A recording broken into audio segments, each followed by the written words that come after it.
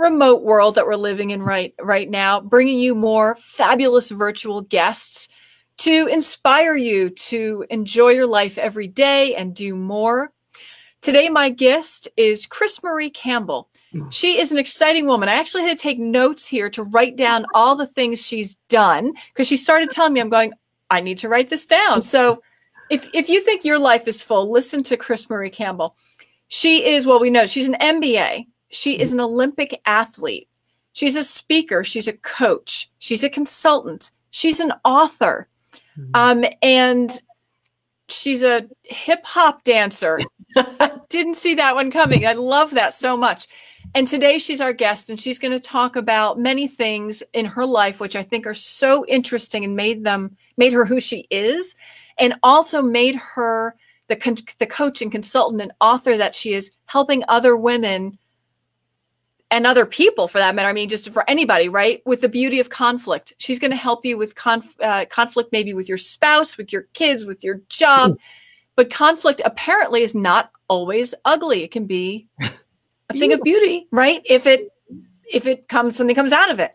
So welcome so much, CrisMarie. This is great. I love being here, Lee. It's very fun.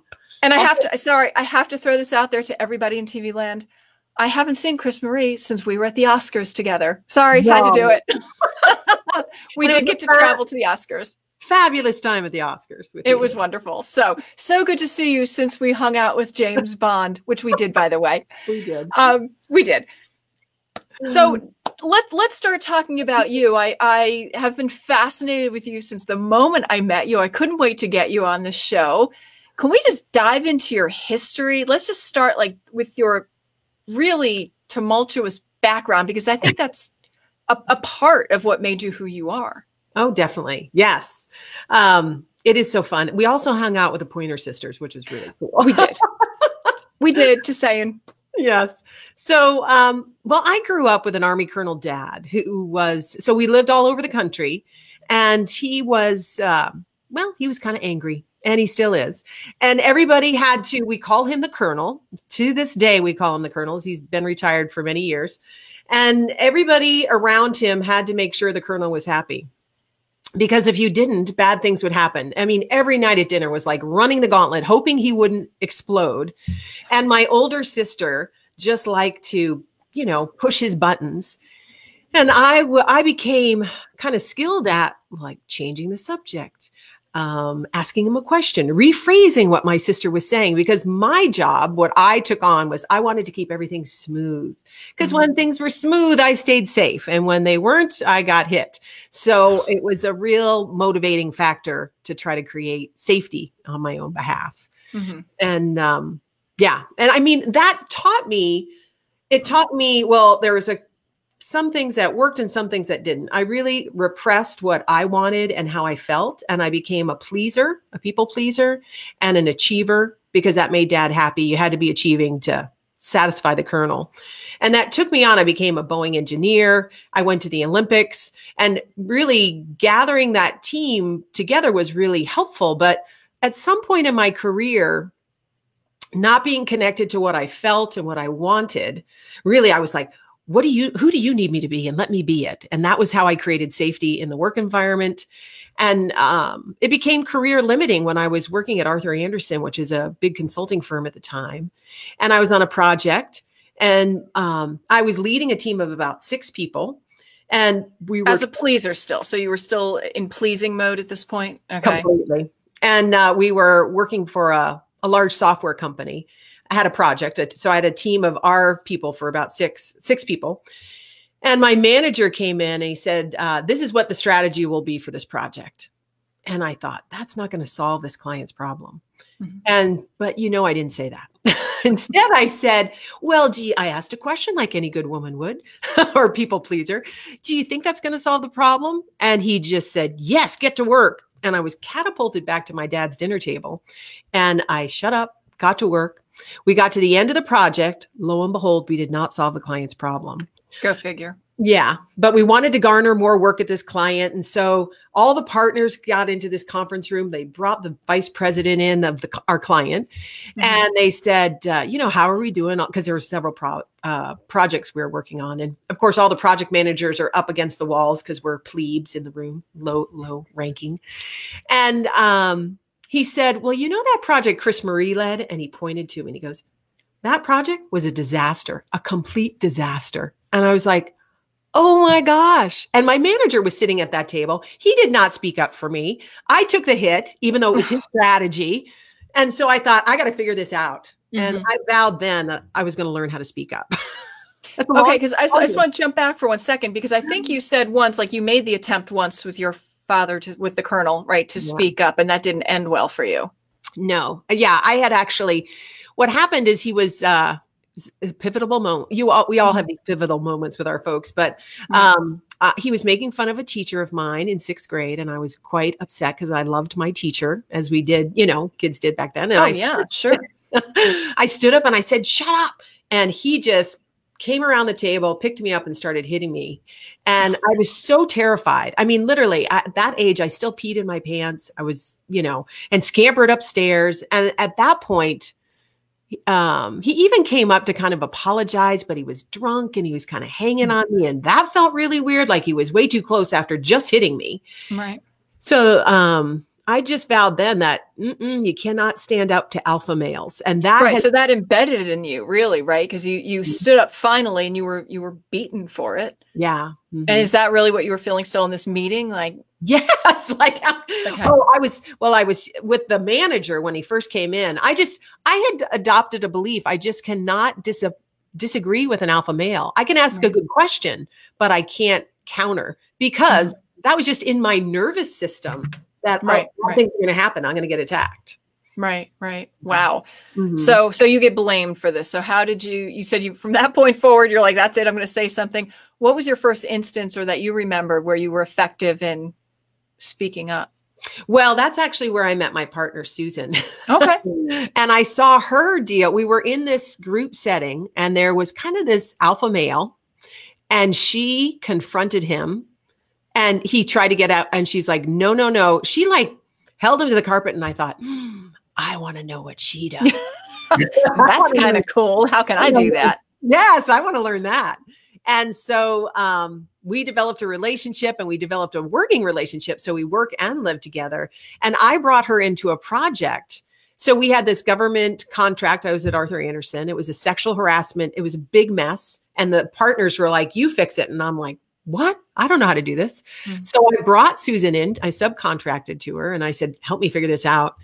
And we test drove how to work with a team. But it was so funny because here I am, I'm Arthur Andersen. I have my suit on, I'm looking all that.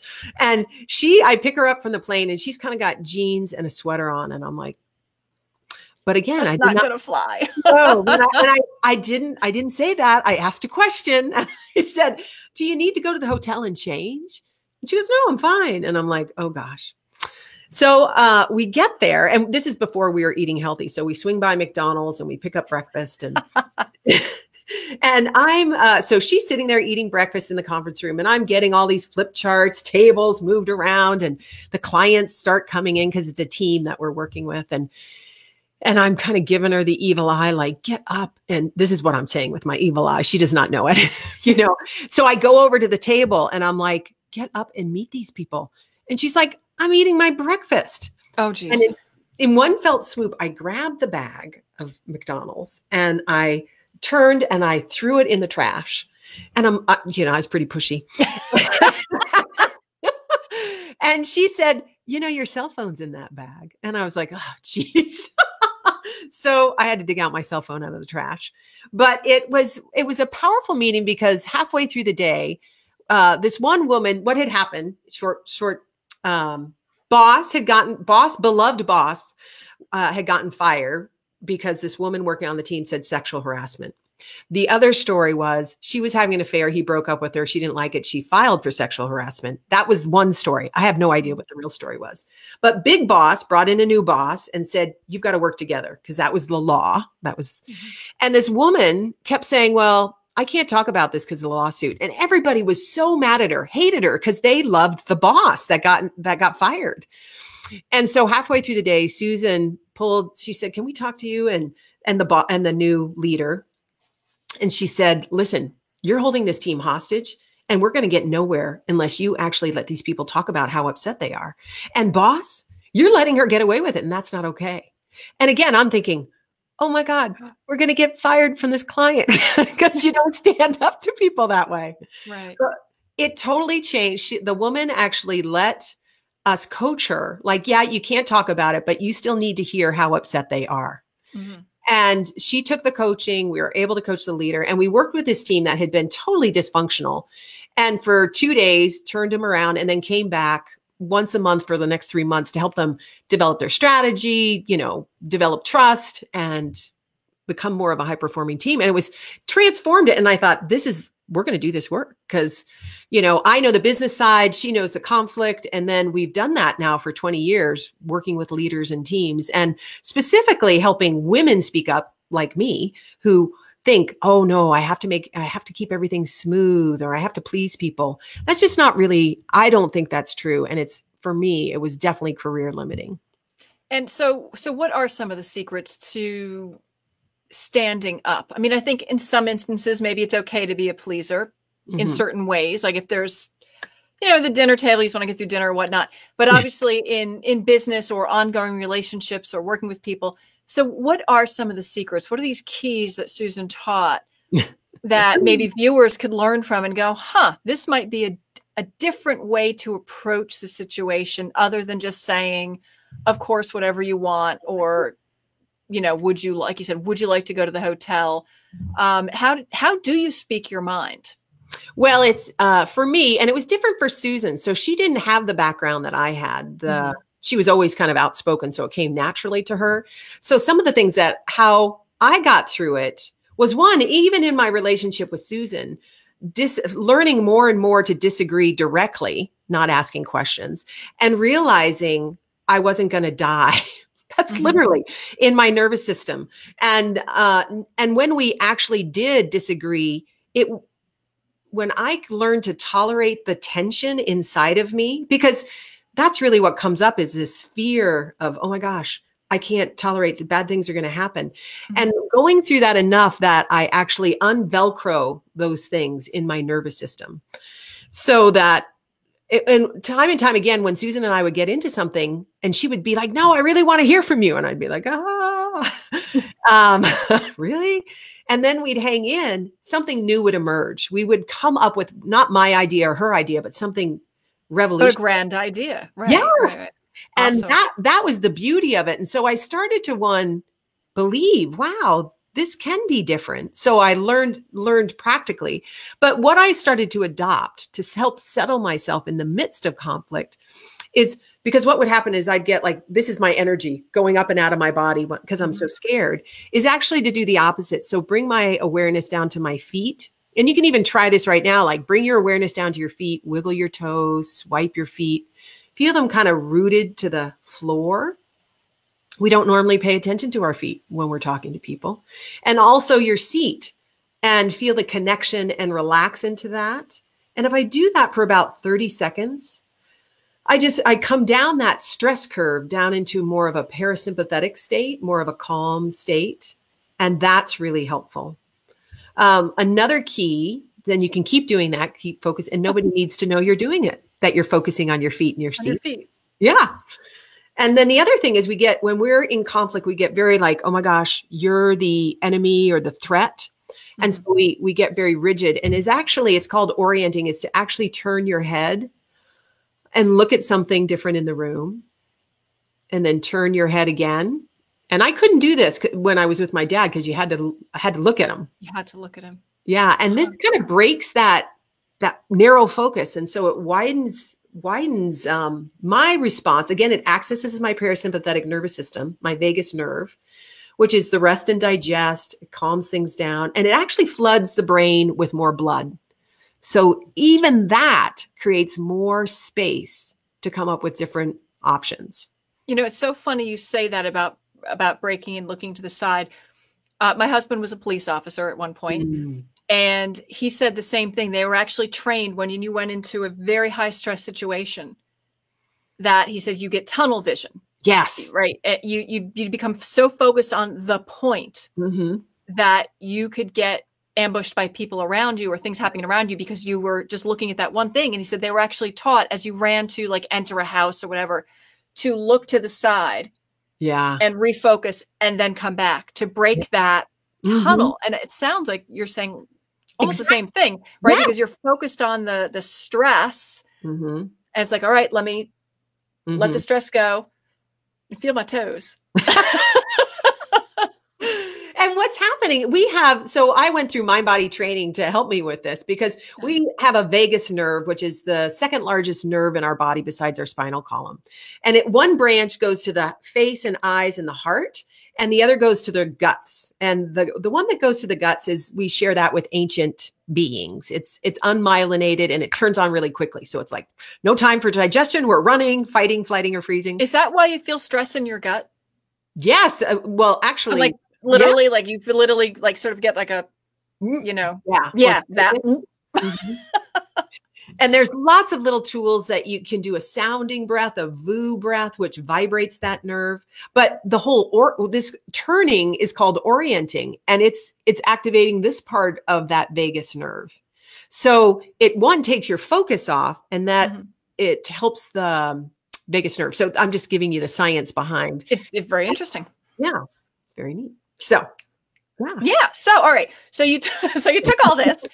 No, I love the tips. They're great. I hope everyone's paying attention to that.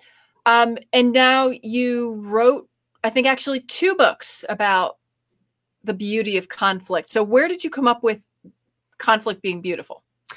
Well, going back to the situation with what I learned over and over again with Susan, like it wasn't her way or my way, something new would emerge if we held the tension.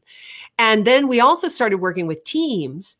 And so we would typically we do a 2-day offsite where we give kind of an overview of the model, but then we help them develop get to know each other in a different way, a little bit more personal way, do some styles, learn how to check out your story, which is a tool we suggest you use in conflict that's in the books, and then talk about the strategy.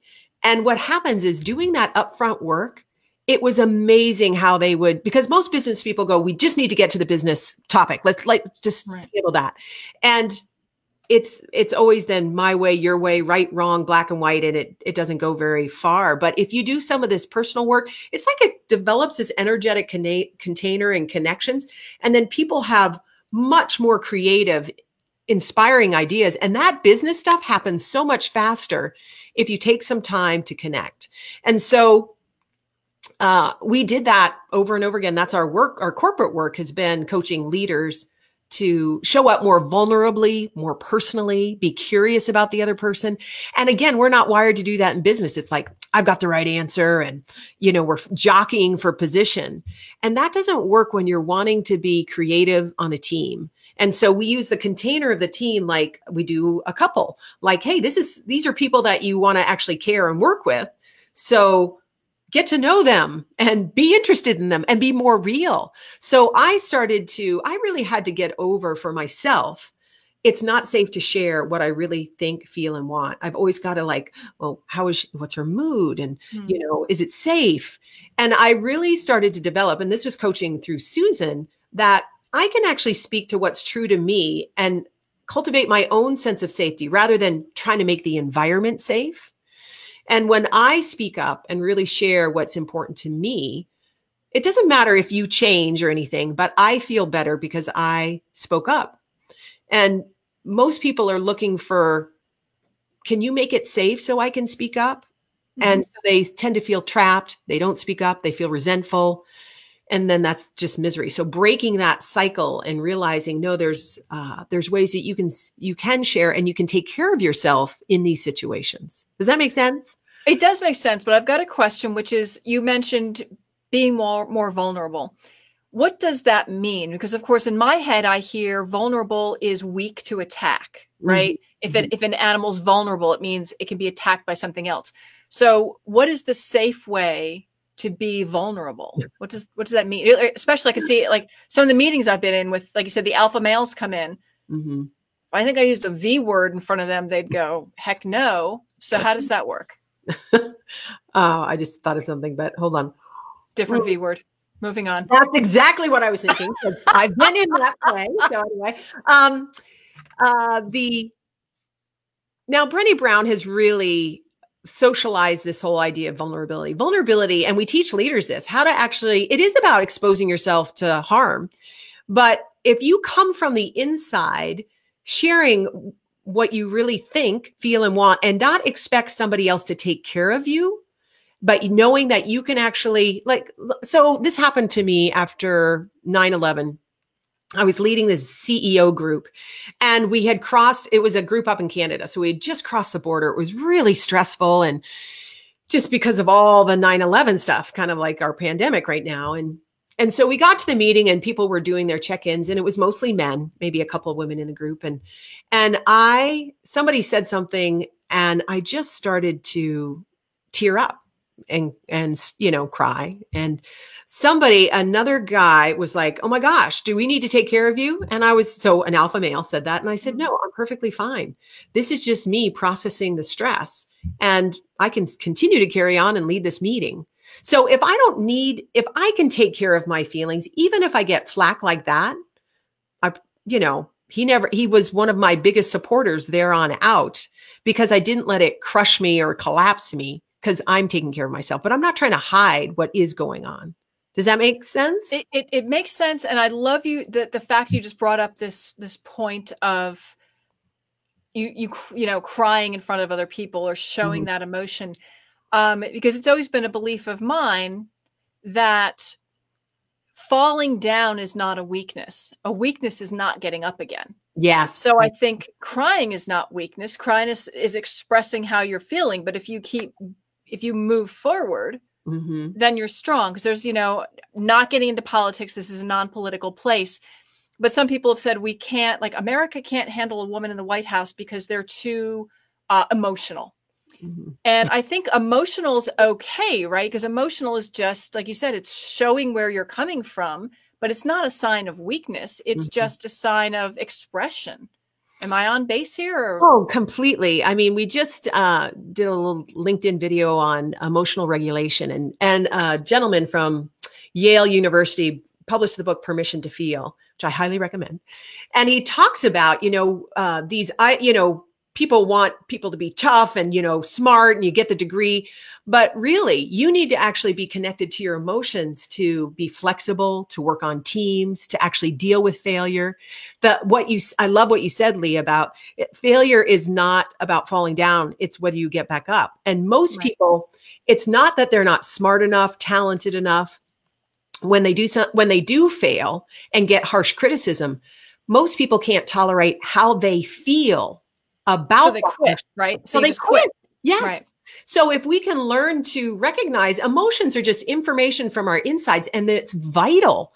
It's vital. It's what tells you this is good for me or this is bad for me. I mean, I have people in my world who have cancer, and God forbid, but often I think cancer comes because we haven't been listening to our insides about what feels good. And we're doing what we think we should do and tolerating, and not really honoring what I call, when I coach people, I talk about your body compass, and it's a connection of your emotions and your feelings, and honoring that and making choices in alignment there. So yeah, emotions are really important. I think emotions and accepting the emotions of others without being intimidated, right? Because I also I hate when a man cries, right? Because I can't handle it. I don't know how to process that. But I think we need to learn to say it's just an expression. It's whether he curses or puts his fist through the wall or cries, it's just an expression of emotion. Yeah. Move on. Accept it. Don't think you have to fix it or change it. Just let it be. And even in this Yale researcher, Mark Brackett, he says men and women cry equal amounts. Men just cry in private. And I was like, that's pretty amazing. And we think men don't feel. They do. Women are just used to, I think we're both, all of us are used to repressing what we feel. And a lot of times that's like pushing a beach ball underwater, and it's like when you're looking at it, it's going to come popping up somewhere. It's going to squirt out somewhere if you don't deal with your feelings, because they come to collect. A lot of times they metastasize, or, there's a lot of different things about emotions and if we had a woman in the White House, she may be more sensitive to what's going on and provide empathy. And I think women's leadership is paramount to us actually getting out of this pandemic, not trying to control it or dominate it, but actually, I think feminine energy in men or women, being willing to collaborate and hear. The head of New Zealand is doing a great job just being real. She's being vulnerable when she doesn't know, but she's also, hey, this is what we have to do. She's taking charge. So the flexibility between, taking charge and being in control versus being vulnerable and real and empathetic, that movement is what we all need. And we tend to get stuck on one side or the other. And most of us get stuck on the control side. Mm-hmm. Yeah. So interesting. I know your partner, Susan, I know she works with horses. And I just wanted to compare just for a moment. I used to ride quite a bit. Mm-hmm. And I think that, to me, emotions are a little bit like riding a horse, right? So you have this force, which is way stronger than you are. And ultimately is going to make all the decisions. But instead of trying to controlling it through force, you can't grab the horse and like throw him to the ground and drag him down the path. You guide, right? You guide. You say, oh, okay, you want to go this way? All right. Well, if I just nudge a little bit, then we'll turn and we'll go together, and it'll be a nice adventure together. And that's kind of what I'd like to see in the White House is, hey, let's all get together, and I respect your opinion, and that's a good opinion, and let's let's try together. And I think women are very good at that, and I think that's why the leader of New Zealand is doing well. And goodness knows there are a lot of women leading a lot of countries. I think they've kind of kicked butt in Iceland and Germany and all over the place. Exactly. So I would love to see that. So tell me real quickly, we have a few minutes left. Just, can you hold up your book? I can see them way in the background there, but I can't see one. If you could put one to the camera so we could learn from this. So these are The Beauty of Conflict. Oh, wait, there you go. The Beauty of Pains Crossed Out Conflict, Harnessing Your Team's Competitive Advantage. And then what's the other one? Here we go. The Beauty of Conflict for Couples. Yes, igniting passion, intimacy, and and connection in your relationship. There you go. Okay. Fantastic. No, that's wonderful. So are these available on Amazon? Just throwing it out there. Yes, Amazon.com, both of them. And really it's the idea of dialogue. That's really the conflict, and learning how to find your voice, and knowing. The one other tip I wanted to say is it's going to be awkward. Don't expect to feel good. You haven't done this if you've struggled speaking up. So just be gentle that, it's going to be awkward. That's part of the thing. It's uncomfortable to say, hey, wait a minute, I disagree. I have a different opinion sometimes. Right. So the moment's uncomfortable, but the long-term outcome can be beautiful. Yes, exactly. Woo! All right. So what is next for you? I know you're doing consulting right now. What is the next step in your career and life? Well, it's interesting with the pandemic, all our speaking gigs canceled, all our in-person offsites. And so we immediately went into service, and we started doing Facebook Lives and LinkedIn videos. So check those out. And we really recognized we were helping people deal with stress. And so we presented some of our clients, hey, let us coach your people. And what we recognize is this need for feminine leadership. And it's not about a leader. See, leadership, I think that's kind of more of a masculine point of view. I'm the leader. I'm going to take charge, versus I think women naturally are like, hey, let's all get together and drive leadership. So we are launching a women's mastermind. We didn't really like mastermind because it's not about conquering things. It's more about, hey, let's nurture each other and support. And here's a safe place to let down, where you don't have to be the dominatrix or the number one woman. And, we're launching that June through September to really, and it's a small, intimate group, but to really nurture and help women use what we do best, which is our feminine energy. Because I tried to be a little man. And it wasn't until someone said, CrisMarie, you're not a man. You can't out masculine a man. And I was like, wow, that's really true. So I really started to develop or honor my own natural innate feminine leadership. And it's been really powerful. It's changed my life. So that's what we want to support women doing, embracing their natural gifts and using them out in the world to influence. With your new group, which sounds like a meeting of minds versus we called it of minds. Yes, that's a meeting. I love that. We called it a wise woman's council. There we go. All right. I like the meeting of the minds. That's nicely. Okay. Well, thank you so much for joining today. I feel like I learned a lot, just had a great time. So thank you, and see everybody again next time on A Certain Age. Thank you.